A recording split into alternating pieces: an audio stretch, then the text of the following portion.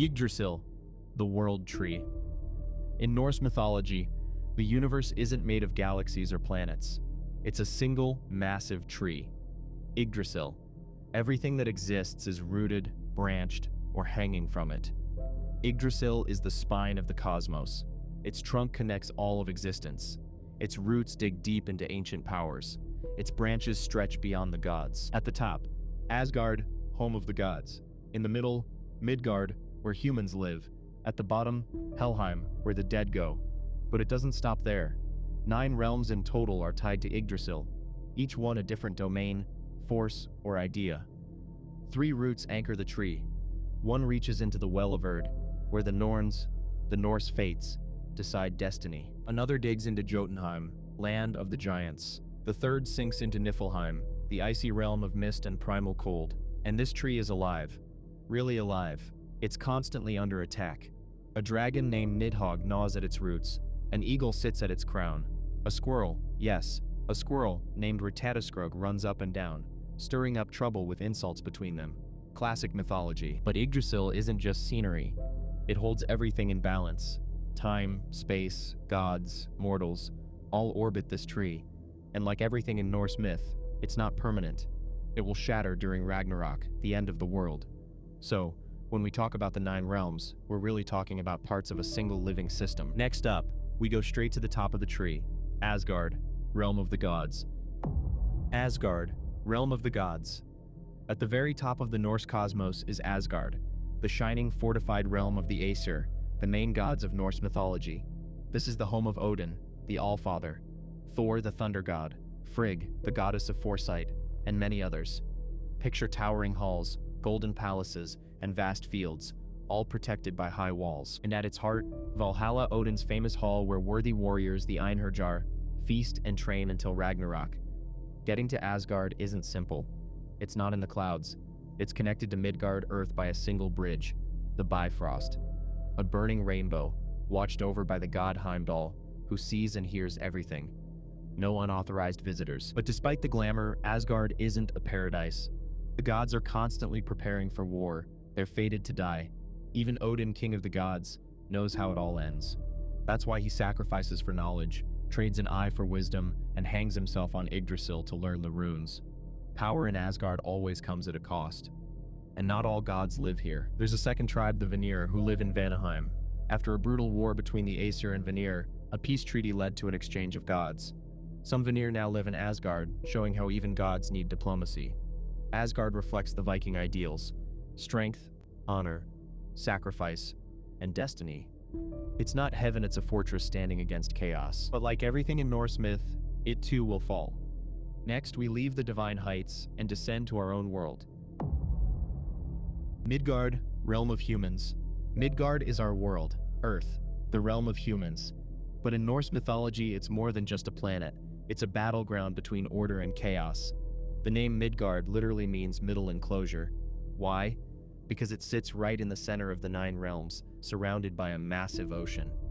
And beyond that ocean, danger. Specifically, Jotunheim, land of the giants. To keep them out, the gods built a massive wall around Midgard, crafted from the eyebrows of the first giant, Ymir. Viking mythology doesn't play around. Midgard is connected to Asgard by the Bifrost, the Rainbow Bridge. But we don't get to use it.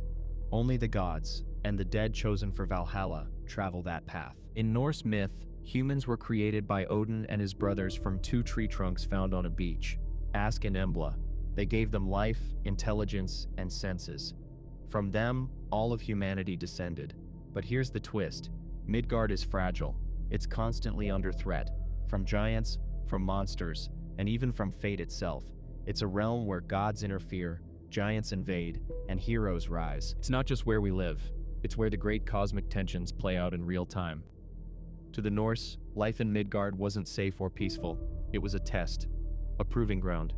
And what you did here could determine your place in the afterlife, or even earn you a spot in Valhalla. Next up, we visit the neighbors of the Aesir, once enemies, now allies. Vanaheim, realm of the Vanir gods.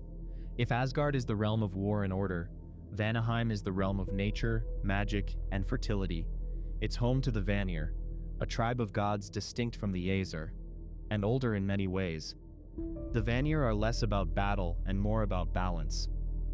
They govern the cycles of life: birth, growth, seasons, crops, and prosperity. Think of them as the cosmic gardeners and spiritual mystics of the Norse universe. The most well-known Vanir include Njord, god of the sea and wealth, his children Freya, goddess of love, sorcery, and battle, and Freyr, god of peace, sunshine, and harvests. These deities were deeply respected, especially by farmers and seafarers. But there's a history here, a war between the Aesir and Vanir. At some point, the two god tribes clashed. Why? It's not fully clear, but it likely had to do with their opposing values: control versus chaos, war versus nature, authority versus intuition. That war was brutal. But instead of total destruction, the gods did something surprising. They made peace. As part of the truce, they exchanged hostages. The Vanir sent Njord and his children to live in Asgard, while the Aesir sent some of their own to Vanaheim. It was a divine cultural exchange, and it worked. Afterward, the two tribes merged their strengths. The magic and fertility of the Vanir became part of the Aesir pantheon. Freya even taught Odin's sire, a powerful form of Norse magic. Vanaheim itself is rarely described in the surviving myths, but it's imagined as lush, green, and wild, a place flowing with life and untouched nature. Next, we leave harmony behind and enter chaos. Jotunheim, land of the giants. Jotunheim, land of the giants. Jotunheim is wild, massive, untamed. It's where the Jotnar giants live. But don't picture dumb, lumbering monsters. In Norse mythology, giants are ancient, powerful beings who represent chaos, nature, time, and raw force. They aren't always evil, but they're always dangerous. The Jotnar existed before the gods. In fact, the first being in Norse myth was a giant named Ymir. The gods literally built the world from his corpse. His bones became mountains, his blood became oceans, his skull became the sky. So, in a way, everything came from giants. Jotunheim lies at the edges of the Norse cosmos, beyond the seas that surround Midgard. It's cold, mountainous, and filled with creatures that defy order. Unlike the polished halls of Asgard, Jotunheim is chaotic and free. The gods and giants have a long, messy history. They fight, constantly. But they also marry, betray, and even learn from one another. Odin's own mother was a giantess. Loki, technically a giant himself. Thor, famous for smashing giants, but also for traveling into Jotunheim on wild quests. The boundary between Jotunheim and the rest of the realms is more philosophical than physical. It represents everything the gods can't control: fate, wild nature, deep time. That's why the gods are obsessed with it and afraid of it.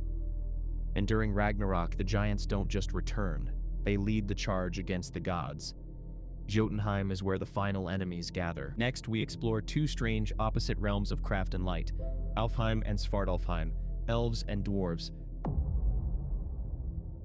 Alfheim and Svartalfheim, elves and dwarves. These are the hidden realms, smaller in scale, but powerful in mystery. Let's start with Alfheim, the realm of the Light Elves. The Light Elves, or Ljósálfar, are radiant, beautiful, and wise. They dwell in a world of light and air, ruled over by Freyr, one of the Vanir gods. Think of Alfheim as a realm of inspiration, healing, and ethereal magic. The Light Elves aren't just pretty faces. They were believed to influence art, creativity, and even dreams. Some texts even blur the line between elves and ancestral spirits. And while they aren't described in deep detail, Snorri Sturluson, a 13th century Icelandic writer, said they're fairer than the sun. In contrast, we descend to Svartalfheim, the realm of the dwarves, also called Nidavellir in some sources. The dwarves, or Dvergr, are master craftsmen, underground dwellers, shadowy, secretive, and incredibly skilled. If you've heard of Thor's hammer Mjolnir, Odin's spear Gungnir, or Freyr's ship Skidbladnir, those were all dwarf-made. These beings live in caverns, forges, and labyrinthine halls beneath the earth. They're rarely heroes, but they're essential to the gods' power. Dwarves don't fight with swords, they forge them. Unlike the Shining Elves, dwarves are often described as grim, clever, and greedy. But without them, the gods would be far weaker. Both Alfheim and Svartalfheim represent mystical forces that operate behind the scenes. Where Alfheim is the realm of beauty and light, Svartalfheim is the realm of fire, metal, and invention. Together, they form a strange duality: the magic of nature and the magic of creation. Next, we descend into Shadow, to the place where most souls end up after death. Helheim, realm of the dead. Helheim, realm of the dead. Not all warriors go to Valhalla. In fact, most don't. Helheim is where the majority of souls end up after death. Those who die of old age, sickness, or anything that isn't glorious combat. It's not a punishment, it's just the default. Helheim lies beneath the roots of Yggdrasil, in the cold, shadowy depths. It's ruled by Hel, the daughter of Loki, half alive, half dead.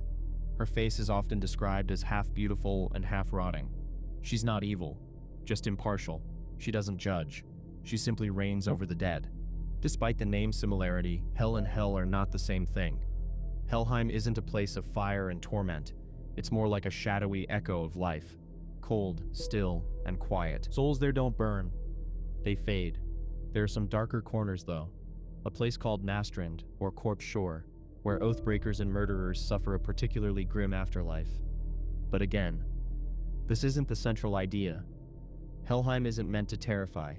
It's about the inevitability of death for the average person. Interestingly, even Baldur, one of the most beloved gods, ends up in Helheim after his death, and the gods can't get him back. His presence there proves that not even purity or popularity can escape the gravity of Hel's realm. And at the end of all things, during Ragnarok, Hel will open its gates, unleashing the dead to fight in the final battle. Even the afterlife plays a role in Norse destiny. Next, we visit the two primordial forces, the realms that shaped all others, Muspelheim and Niflheim, fire and ice. Muspelheim and Niflheim, fire and ice. These two realms aren't just places, they're forces of creation. Let's start with Niflheim, the realm of ice and mist. Niflheim is one of the oldest realms, a place of frozen fog, endless frost, and still silence. It's inhospitable, ancient, and deadly cold. At its core lies Hvergelmir, a bubbling spring that feeds all the rivers of the Norse cosmos. One of Yggdrasil's roots reaches here. But Niflheim isn't just cold, it's primordial. It existed before gods, before humans, even before form itself. It's the raw potential of stillness. On the opposite end is Muspelheim, the realm of fire. Muspelheim is pure, burning chaos, home to fire giants and ruled by Surt, a titan of flame who wields a sword so bright it outshines the sun. Unlike the calculated magic of the gods, Muspelheim is uncontrolled destruction and heat.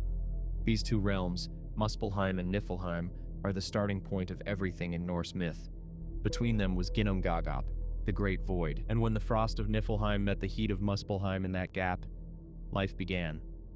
The ice melted, steam rose, and from the mix emerged Ymir, the first giant. Alongside him came the cosmic cow Audhumla, who nourished him, and from whom the gods would eventually descend. So in Norse cosmology, creation isn't sparked by a god's will, it's collision. The push and pull of extremes, fire and ice, generates life, and that same tension never really ends. At Ragnarok, Surtur will lead the forces of Muspelheim and burn the world. The end will come not by evil, but by the very same fire that started it all. The cycle completes itself.